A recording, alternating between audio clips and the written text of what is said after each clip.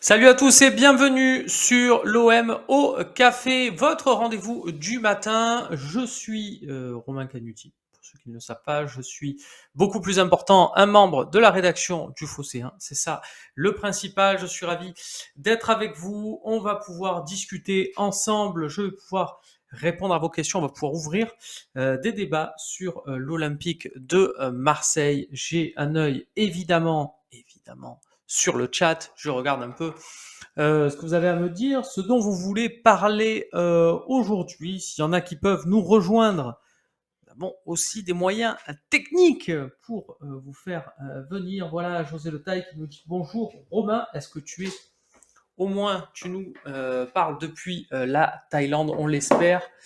Attendez, pourquoi c'est parti? Ça, c'est pas très sympa. Je vais récupérer le chat, tiens, qui ne s'affiche plus. C'est dommage. Et je vous rappelle donc que on peut parler évidemment de tout. On peut parler des émissions du Phocéen. Tiens, c'était avec Roland Courbis.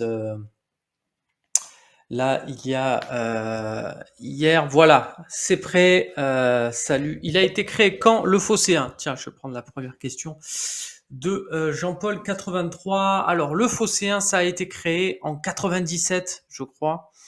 Donc c'était vraiment le début d'Internet et c'est devenu vraiment parce que ça s'appelait om.net, je crois à l'époque. Et puis c'est ça a évolué jusqu'à devenir le Phocéen qu'on connaît, la version qu'on connaît en 2007, je crois déjà avec le nom Le Phocéen. Et puis ça a évolué progressivement. L'arrivée des talk shows, c'est en 2010. Voilà, il y a eu plusieurs évolutions du site. Voilà, c'est tout. Tout ce que j'ai à vous dire là-dessus. Moi, j'ai rejoint le Phocéen en voilà 2010-2011 et j'ai commencé vraiment à regarder ce site en 2006.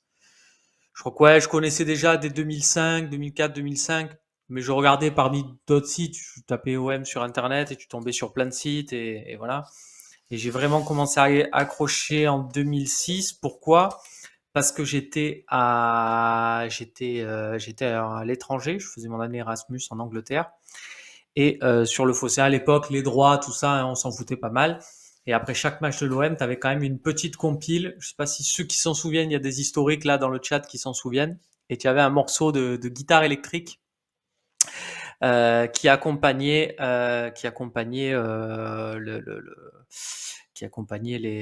les buts en fait, et tu pouvais voir 1 heure ou 2 heures avant le match, tu pouvais voir après le match, pardon, tu pouvais voir les buts de la rencontre. Donc quand tu prenais des 3-0 contre Toulouse avec Johan Elmander, bah, tu étais enfin, tu étais dégoûté et tu voyais pourquoi en plus tu t'étais fait maltraiter comme ça par une équipe de Toulouse, quoi. C'est Toulouse. Et c'était plutôt sympa. Et c'est là que j'ai commencé à vraiment accrocher au Phocéen. Et j'ai su après, parce que je me demandais, mais pourquoi choisir ce solo-là de guitare électrique? Je me disais, c'était digne de Kiss. Et je me disais, mais c'est pas trop des musiques que tu utilises sur des buts et compagnie. Et j'ai su après que pour être sûr d'avoir une musique libre de droit, Sébastien Volpe avait demandé à un ami à lui de lui faire une petite compo comme ça de guitare. Donc c'était sympa. C'était sympa et voilà. Et après j'ai rencontré Sébastien Volpe sur un plateau quelques années plus tard. C'était cool. Alors, Romain, plus j'y pense, plus je me demande si Sampaoli ne s'enferme pas dans une guerre d'ego à vouloir démontrer que son 3-3-3-1 est meilleur sans Milik. Je pense vraiment que Sampaoli, c'est un pragmatique, que son objectif, ça reste quand même d'être sur le podium et que c'est pas exclu qu'ils se disent j'ai plus de chance avec Milik, donc je mets Milik. Je pense qu'il est totalement capable de mettre son ego de côté. C'est le cas des grands coachs. Hein. Didier Deschamps, quand il a fallu mettre son ego de côté et refaire jouer Valbuena, il a fait rejouer Valbuena. Hein. Donc, j'ai l'espoir que Sampaoli fasse de même, même si voilà, c'est pas donner les clés, c'est l'incorporer. Voilà, regardez, en début de saison, on disait Sampaoli donnera jamais sa chance à Bamba Dieng, et au final, il a attendu ce qu'il estimait lui être le bon moment. Nous, on se disait c'est peut-être trop tard, mais au final, il lui a donné sa chance. Donc, il y a peut-être espoir pour que ça soit le cas avec Milik. Euh, on va voir d'ailleurs 6 qui nous dit elle avait l'air impressionnée, Marjorie, devant Roland Courbis. Ben ouais, ouais, c'est vrai parce que effectivement, pour les plus jeunes d'entre vous, Roland Courbis, bon, c'est pas extraordinaire, mais pour ceux qui ont connu, notamment, qui ont vu les matchs à l'époque, à la fin des années 2000, l'équipe qui avait mis en place Roland Courbis, le jeu qu'envoyait cette équipe, vraiment n'avait rien enlevé à Marcelo Bielsa. Alors, évidemment, comme je dis ça, il faut aussi être juste, rappeler qu'à l'époque, l'OM avait le plus gros budget du championnat de France, qui avait pas Paris avec des Qataris, Monaco avec des Russes, voilà, Lyon avec sa formation. C'était pas la même concurrence, on va dire, donc c'était un peu plus logique de voir dominer quand on voit le plateau, quand on voit l'équipe. Bon, même si Bordeaux, du coup, s'était fondé une sacrée armada aussi. Mais en termes de jeu, le contenu, les matchs, c'était très, très, très costaud cette époque-là. Si ça existe en VHS ou s'il y a des docs sur cette équipe, franchement, ça vaut le coup. Il va y avoir un événement pour les 25 ans, nous dit Jean-Paul. T'imagines les 25 ans du Phocéen? Bah écoute, c'est une très bonne idée. On va soumettre ça à la direction, comme on dit. Mais ouais, pourquoi pas. Je pense qu'on pourrait faire un petit truc en fin de saison. Il faudrait demander un peu, voilà, justement, où en était l'histoire en 97 et si on demandera, tiens, un jour, on fera venir dans un OM au café Sébastien Vol juste pour qu'il nous parle de tout ça. Tiens, le Narvalfou qui nous dit pourquoi le 4-2-3-1 c'est impossible avec Sampa, car Camara redescend et fait une défense à 5, ou il y a une autre raison. Je pense que il y a des raisons aussi défensives parce que au niveau des latéraux, c'est pas la joie pour Sampaoli en ce moment, entre le niveau de Lirola et Kolasinac, sur qui il ne semble pas trop compter. Voilà. Albo Marseille qui nous dit l'OM a perdu son jeu et Romain son peigne. J'en ai jamais eu de peigne, donc ça va. J'ai un sèche-cheveux déjà, c'est bien. Prototype OM, salut, on va regretter la situation de Milik quand il ne sera plus là. Effectivement, ce que nous dit Prototype OM, et je reviens sur une déclat très intéressante de Dimeco dans Virage Marseille, qui sera disponible rapidement en replay si vous ne l'avez pas vu, et qui disait avec les moyens que sont les moyens de l'Olympique de Marseille, si Milik s'en va, tu as plus de chances de choper un nouveau Mitroglou qu'un nouveau Milik. Et effectivement, il a totalement raison. C'est qui le plus ancien employé, le plus ancien au sens bien sûr de l'ancienneté, hein, pas le plus vieux, du Phocéen, nous demande Claude Papy. Ben, au-delà de Sébastien Volpe, je dirais que c'est Rémi Chabert. Après, il faudrait déterminer, mais je pense que c'est encore Rémi qui est là, toujours présent à la technique. Si nous dit dommage que Chris Champy soit un peu moins présent sur les talks. Et oui, c'est le problème de la distance géographique, mais grâce maintenant à la technologie, voilà, on a Chris de temps en temps, ça fait plaisir. Pascalo qui nous dit la vieille et bonne époque où Romain partageait le plateau avec l'érudit Clio Paxer. Oui, eh bien écoute, tiens, des nouvelles de Clio qui va très bien, qui a quand même une vie super, qui vit maintenant, donc elle est plus en France, mais elle vit dans un cadre qui est quand même super, super agréable. Voilà, je sais que tout roule pour elle et j'espère que ça ira encore à l'avenir. Romain, tu n'étais pas en Angleterre, tu étais à Newcastle, c'est vrai. J'étais à Newcastle, qui est un peu l'équivalent d'Aix-en-Provence en Angleterre, dans le cadre ville étudiante. C'était un sacré truc. JC qui nous dit je me rappelle de Romain invité en tant que SoFoot. Ouais. C'est vrai, puisque les premiers talks que j'ai fait, j'étais journaliste à SoFoot. Je venais promouvoir chaque mois avec un SoFoot sous le bras. Le Phocéen a même été payé quelques jours avec le Phocéen d'or. Twiyou, tu as changé ton pseudo, c'est bien, mais essaye d'être plus clair aussi quand tu écris, parce que là, c'est pas très français. Moi, j'ai regardé OMTV avec des reportages qui passaient 20 fois par jour. Est-ce que vous vous souvenez même de la musique d'attente d'OMTV, là, les trois quatre notes, là, ta na na na na na. On restait 1 heure devant. Et puis voilà, c'était terrible en attendant qu'il y ait quelque chose qui arrive à l'antenne. J'ai commencé à suivre les talks en Erasmus en Suède, nous dit Grégoire LT, et ça faisait plaisir d'entendre des gens parler de l'OM en étant loin de la maison. Tu vas nous dire, tiens, où tu étais en Erasmus, parce que je connais aussi un peu ce beau pays qu'est la Suède. Et effectivement, c'est ça aussi la force du Phocéen à l'international. C'est parce que il y a la possibilité, les droits sont coupés à l'étranger pour les buts, pour plein de choses.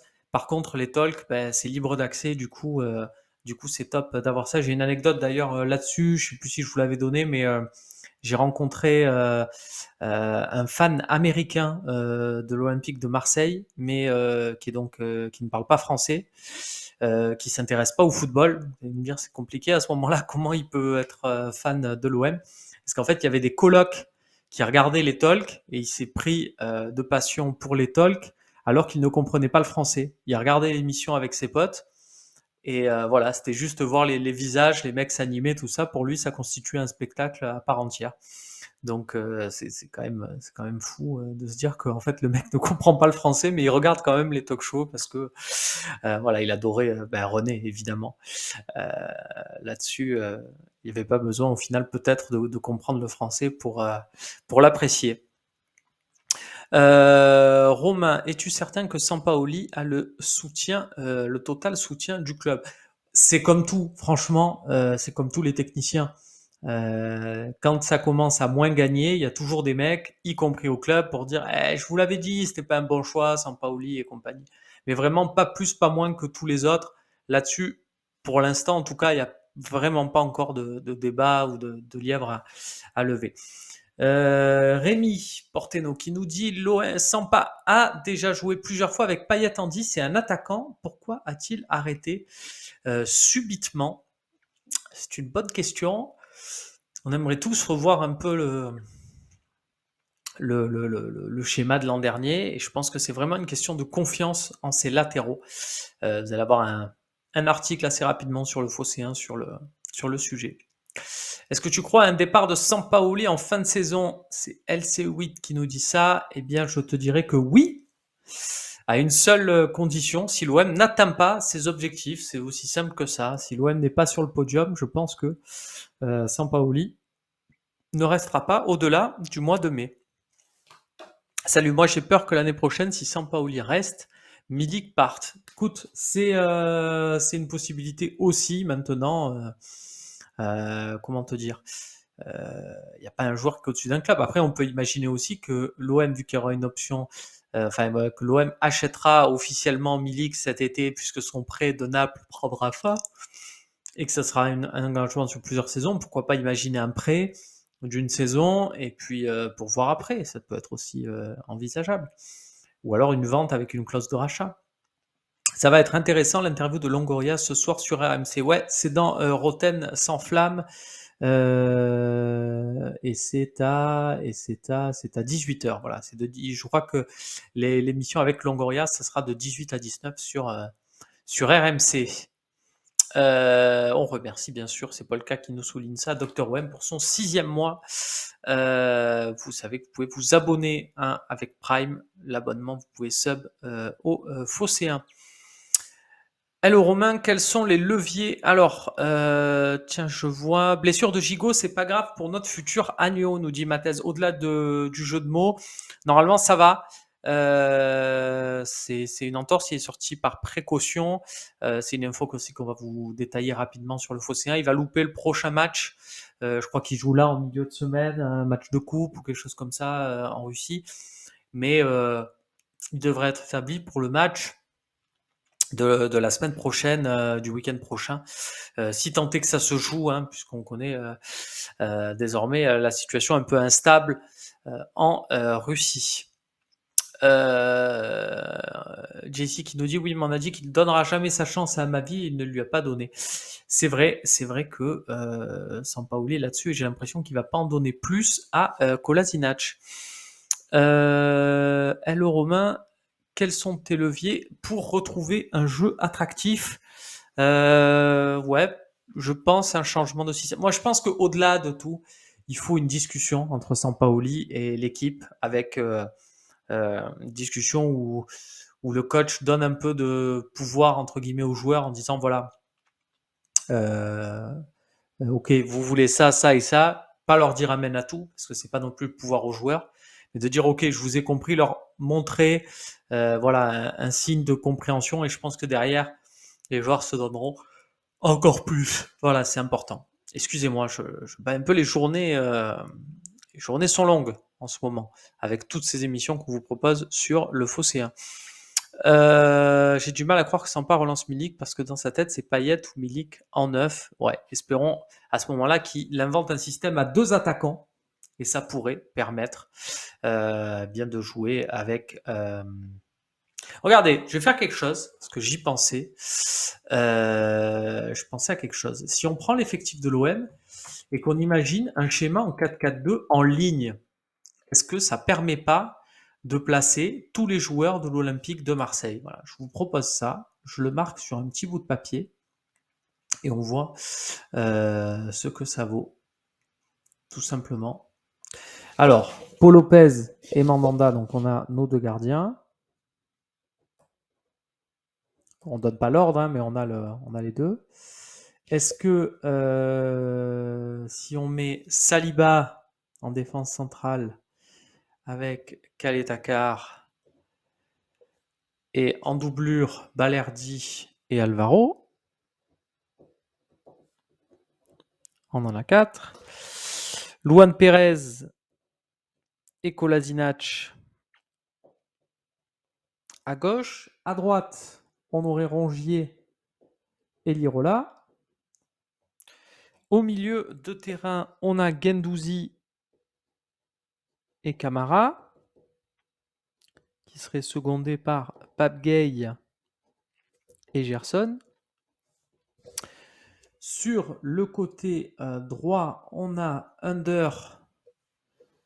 C'est là que ça risque peut-être de se compliquer. À gauche, on aurait... Ouais, c'est là que ça va commencer à se compliquer parce que du coup, à gauche, on aurait à ce moment-là Luis Enrique et De La Fuente. Donc, on pourrait avoir Amin à droite, Aminarit à droite. Et devant, Payet Milik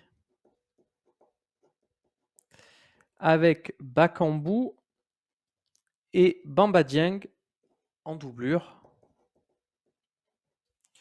Qui, j'oublie dans cette configuration, j'ai l'impression que j'ai oublié personne. J'ai oublié que j'ai l'impression de personne. Regardez, je vous la montre. Est-ce qu'on la voit bien? Est-ce que vous la voyez bien? Vous allez me le dire. Là, on a les 22, on a 22 noms de joueurs, 20 joueurs de champ. Et ça nous permet d'avoir l'organisation de l'OM. Est-ce que vous la voyez bien? Oui, vous la voyez bien. Voilà, ça permet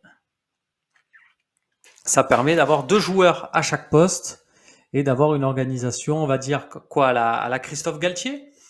Ben voilà, ça pourrait être intéressant. Je sais pas, c'est une idée.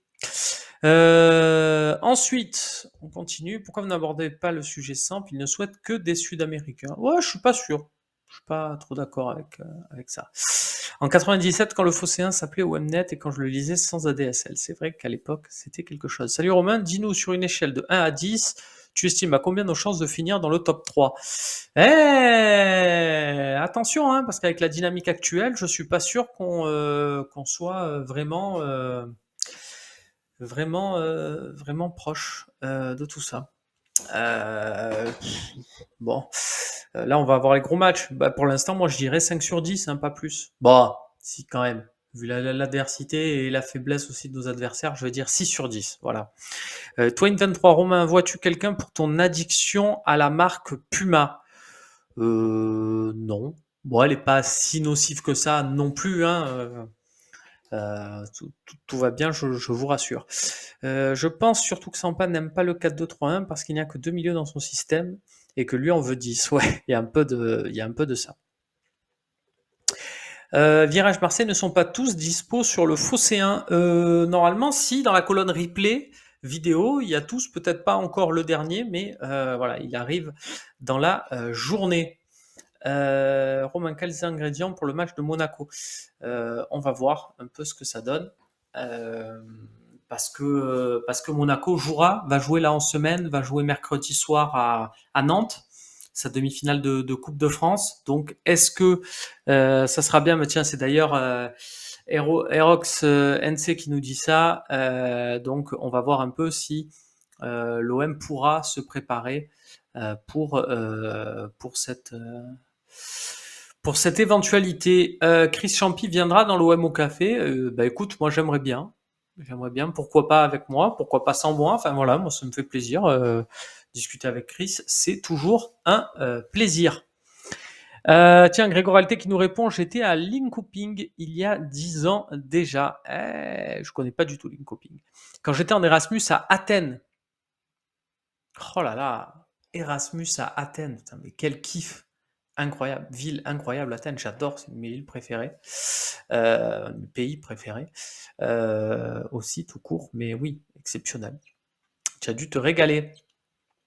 Ferreri pour un talk, c'est impossible, nous demande Albo Marseille. Jean-Marc Ferreri pour un talk, je sais, c'est possible. Enfin, je suis pas. Bon après c'est perso, hein, je suis pas. Je suis pas sûr que il puisse être en capacité de vraiment se mouiller, de vraiment donner son avis. Voilà, pas parce que l'OM lui fait peur, mais c'est dans sa nature. Donc voilà, je suis pas sûr qu'il serait parfait pour ça. Par contre, il a fait Salon des légendes où il a raconté sa carrière et c'était sympa. Vous l'avez en replay. Ma mère présentait les premières émissions de la chaîne OMTV à l'époque. Il y avait Dugarry dans l'équipe. Ah bah attends, on va retrouver bah, ta maman, du coup, Twain a dû travailler avec Christophe Champy, qui était aussi à l'ouverture d'OM TV. Voilà. Longoria discute toujours, mais tout seul. Ta prise de bec avec René au sujet d'Aspilicueta reste mémorable. Ouais, je m'en souviens, je m'en souviens. Et je persiste, je donne cet exemple à chaque fois, je suis désolé. Un mec qui est nul pendant 18 mois, on a le droit de dire qu'il est nul. Après, si il devient bon, on peut dire qu'il est bon, mais il faut arrêter de dire ah je vous l'avais dit, en fait il était fort et vous avez. Non non, il faut pas tout confondre. On n'entend plus parler de Cardoz. Bah, il a plus forcément besoin de monter au créneau, Jacques Cardoz, mais c'est pas pour autant qu'il est pas là. Hein. Il bosse, il organise. Par exemple là, cette émission de Longoria qui prend la parole sur Roten sans flamme, faut pas croire que Jacques Cardoz n'y est pour rien, comme l'interview qui a été donnée au Figaro la semaine dernière. Voilà, ça bosse. Rémi Porteno qui nous dit cette année aussi, il a joué avec Mick et Payet devant, y compris dans les gros matchs. C'est vrai, c'était à l'automne et on avait une sorte de 4-4-2. Tac, tac, tac, tac, tac, je regarde, je reprends un peu vos questions. Il n'est pas question pour un joueur au-dessus du club, mais intrinsèquement un de nos meilleurs joueurs. C'est vrai, on parle encore de Milik. Pour Gigot, l'OM a-t-il une responsabilité sur son cas vis-à-vis de sa situation en Russie? Il faut savoir qu'il y a beaucoup de joueurs étrangers là qui quittent la Russie, qui quittent l'Ukraine aussi. Donc à voir si l'OM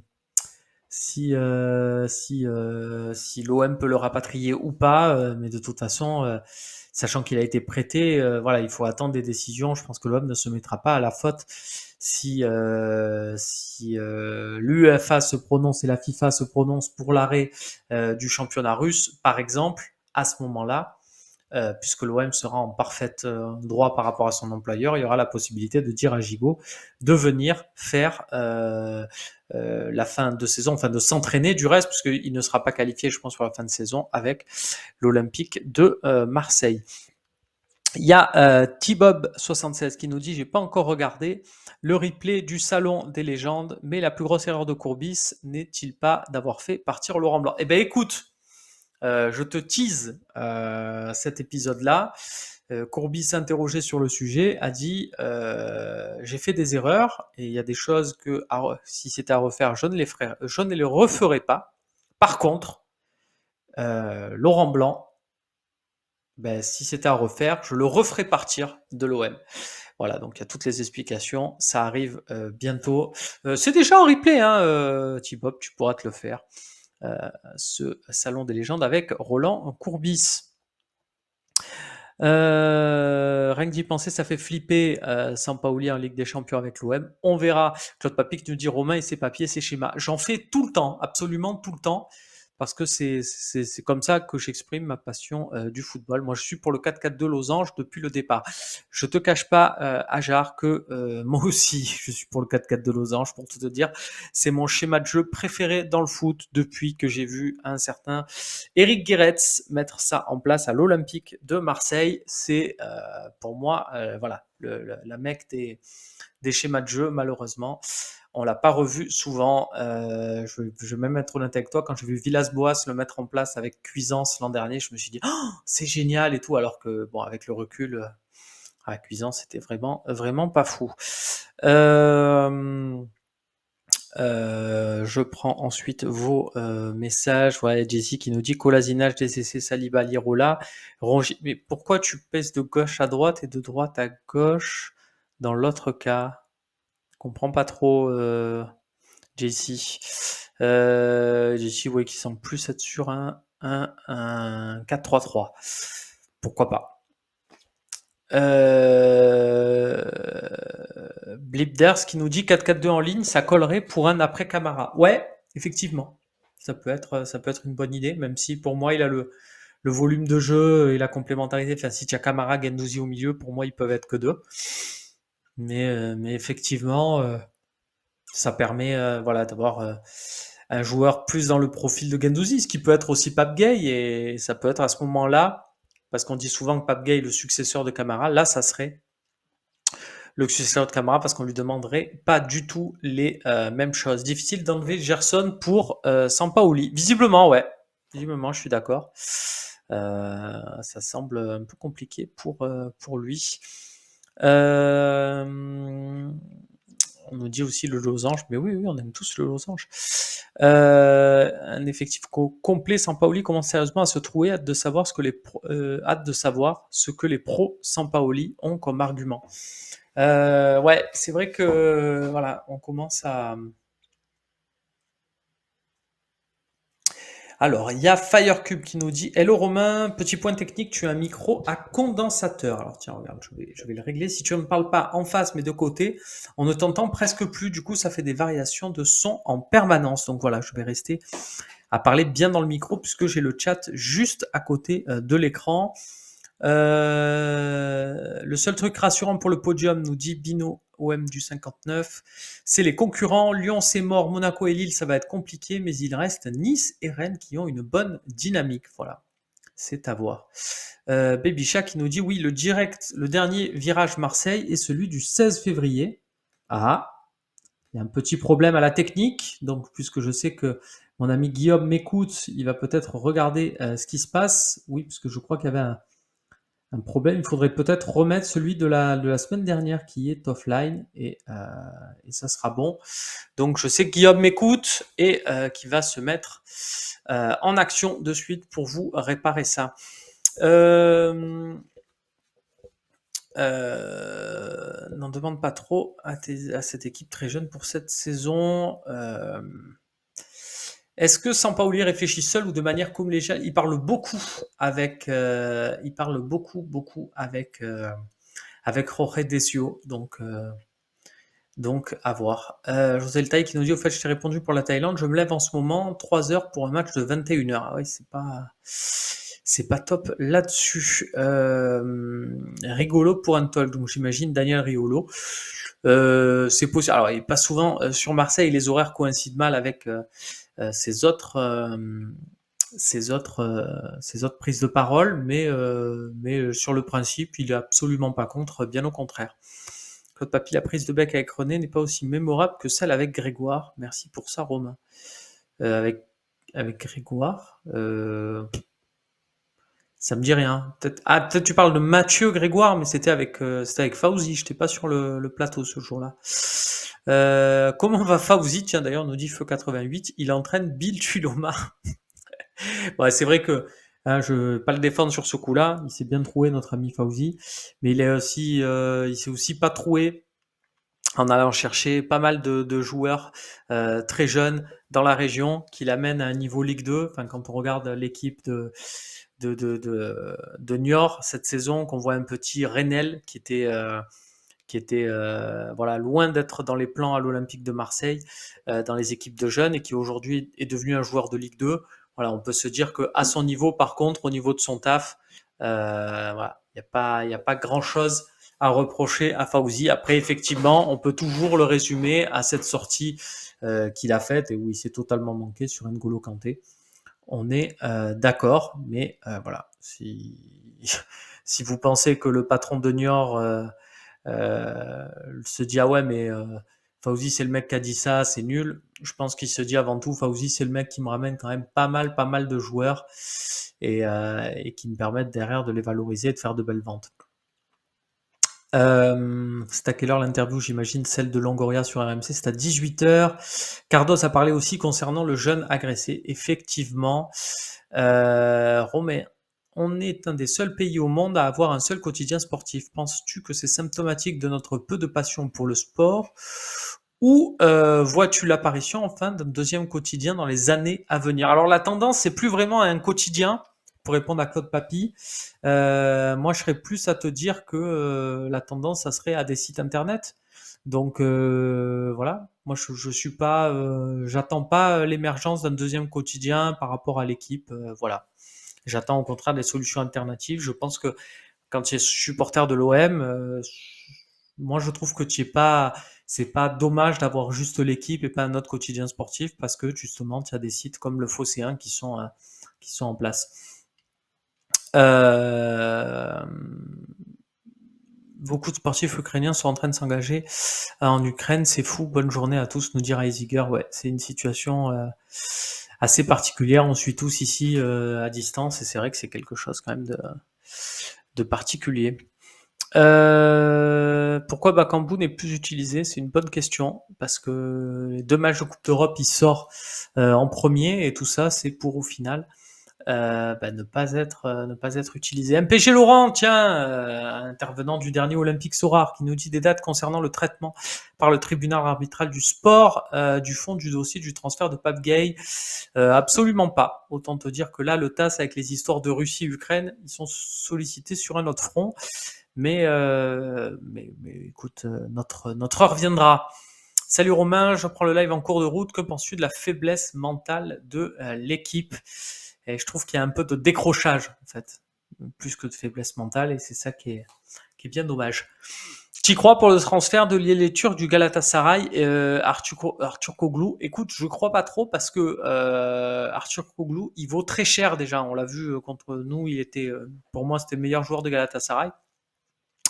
Et il est déjà très cher, donc je pense pas que ça se joue à cette période-là de la saison. Après, qu'il y ait des contacts, qu'on essaie de faire un travail pour le recruter, ça c'est possible. Et puis c'est souhaitable si on est vraiment sur le dossier. Il faut s'y prendre en amont. Mais il manque énormément d'étapes avant de rien que de l'imaginer dans l'effectif de la saison prochaine. Alors, je prends encore quelques questions. Tiens, il y a Aziz Lasmar qui nous dit bonjour, pourquoi l'OM ne continue pas à attaquer une fois qu'elle mène au score quand on connaît le proverbe qui dit la meilleure défense c'est l'attaque? Je suis tout à fait d'accord avec toi et c'est pour ça que j'étais très déçu du match à 3 où j'ai vraiment l'impression, et d'ailleurs on l'a vu à 3, Parce que Sampaoli dit oui, mais physiquement on n'y était pas, tout ça. Moi, je pense que c'est mentalement qu'on n'y était pas. Et la preuve de tout ça, et on le réalise, c'est quand 3 égalisent. Parce que quand 3 égalisent, on ne voit dans les dernières minutes essayer de nous jeter à l'attaque et de marquer un deuxième but. Comme quoi, les jambes, elles étaient là. C'était plus mental.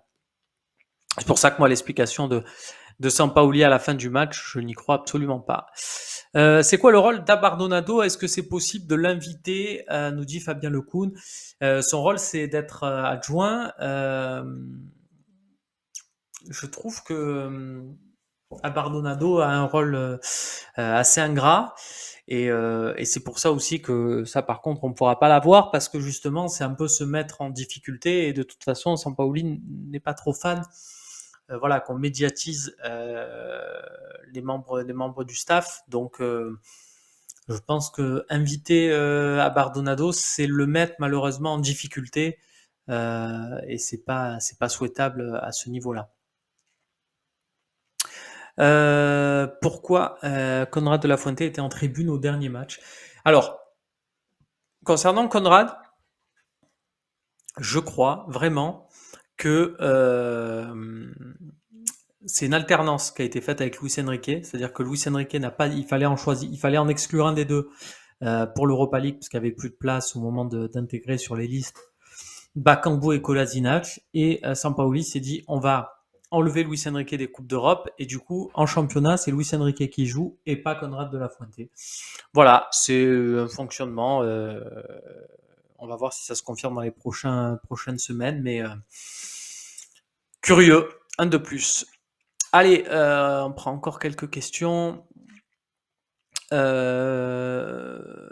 Salut, Romain, quelle question souhaiterais-tu poser à Sampaoli avant Monaco? Alors, vous avez constaté que je ne suis plus en conférence de presse, on s'est réorganisé au Phocéen depuis quelques semaines, c'est plus moi qui pose les questions, mais ouais, j'aimerais bien lui poser des questions là-dessus, sur sa gestion, lui demander en fait pourquoi, si c'est amener des joueurs pour dire qu'en fait on est fatigué après un match à 3.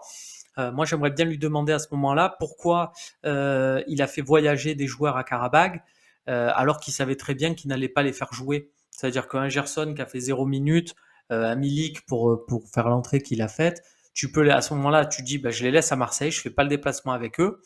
Et puis comme ça, tu les fais jouer à 3 et ils n'auront pas l'excuse du voyage et ils seront vraiment à 100%. Voilà ce que je demanderais un peu à Sampaoli. Pourquoi à ce moment-là, il n'a pas assumé son raisonnement jusqu'au bout.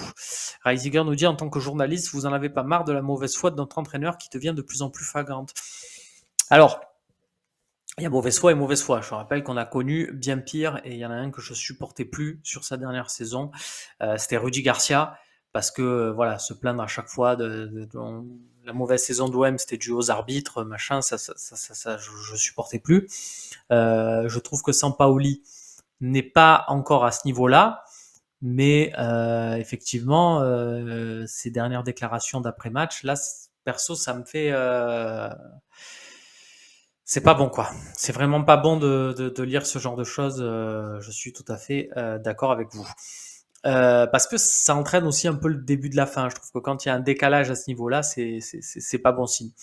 Euh, Benzoïc nous dit un retour de Longoria sur le plateau du Phocéen bientôt. Bah écoute, j'en serais ravi. Alors ça aussi, c'est plus moi qui m'en occupe suite à une réorganisation, mais bah, je l'avais fait venir. C'était la première fois d'ailleurs il avait accordé une interview. Il n'était pas encore président à un média en longueur français. C'était sur le plateau du Phocéen. Et je serais ravi qu'il soit là, que j'y sois ou pas. Hein. Attention, c'est pas grave, c'est pas l'important. L'important c'est que c'est l'équipe, c'est qu'il soit sur le Phocéen, évidemment, parce qu'il y a pas mal de choses à lui dire. Et j'espère d'ailleurs qu'il dira pas mal de choses ce soir sur RMC, parce que peu importe le média, ce qui compte, c'est les réponses qu'on puisse apporter aux supporters, et des questions, il y en a.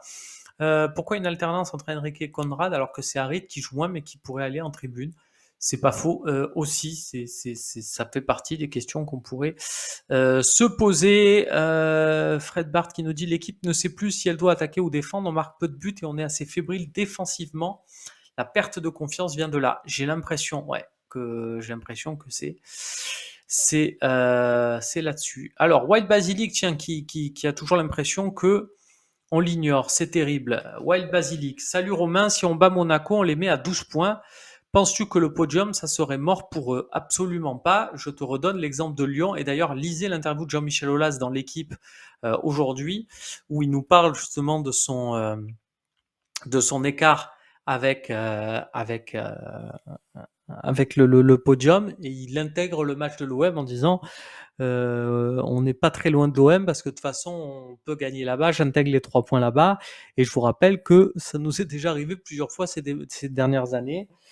Et malheureusement, on ne peut pas lui donner tort là-dessus à Jean-Michel Aulas. Claude Papier, Romain, tu nous évoques des réorganisations au Phocéen. Peux-tu nous expliquer comment vous vous organisez pour les déplacements? Bah écoute, c'est très simple.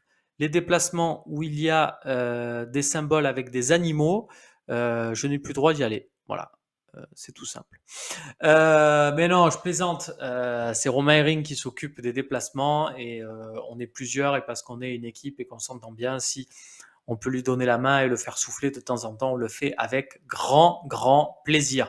Merci à tous de nous avoir suivis pour cet OM Café. Vous allez pouvoir retrouver le replay dans quelques heures sur le Phocéen. Je vous dis salut à tous et à demain pour un OM, pour un prochain OM Café. Salut, bye bye.